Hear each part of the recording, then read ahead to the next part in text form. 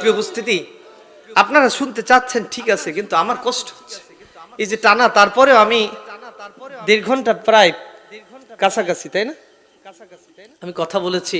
আগামীকালও তাফসীর মাহফিল আছে।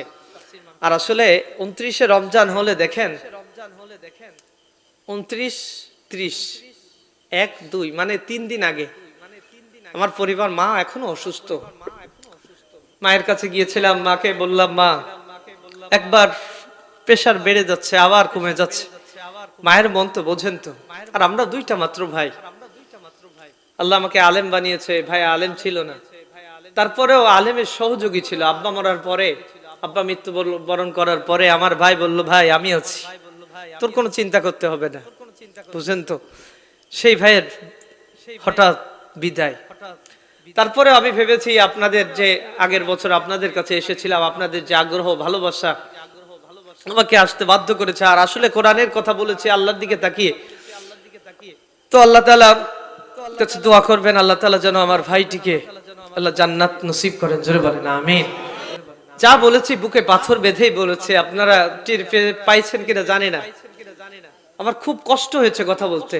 আসলে বুকের কাছের মানুষ যখন হারিয়ে যায় খুব কষ্ট হয়।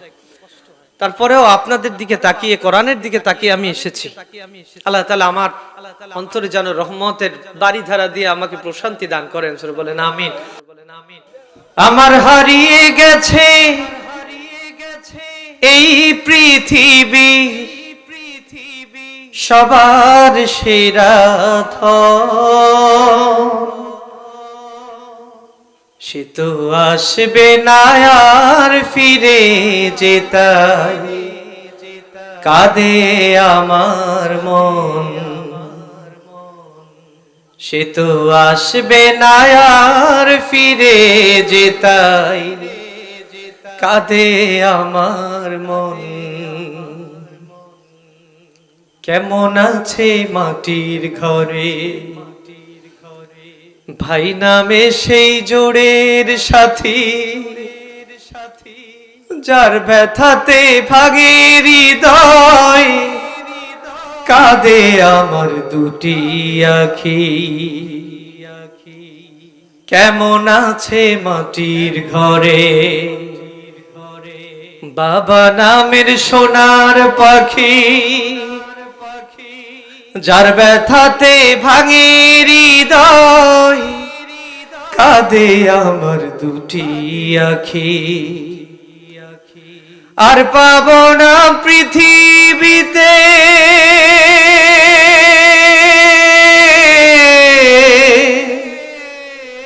আর পাবো না পৃথিবীতে এমন আপনজন, সে তো আসবে না আর ফিরে যেতাই, কাঁদে আমার মন। আমার হারিয়ে গেছে এই পৃথিবী, সবার সেরা ধন, সে তো আসবে না আর ফিরে যেতাই, কাঁদে আমার মন। সে তো আসবে না আর ফিরে যেতাই, কাঁদে আমার মন। সে তো আসবে না আর ফিরে যেতাই, কাঁদে আমার মন। আল্লাহ আমার প্রিয় ভাইয়ের কবরটাকে জান্নাত বানিয়ে দিন, জোরে বলেন আমিন।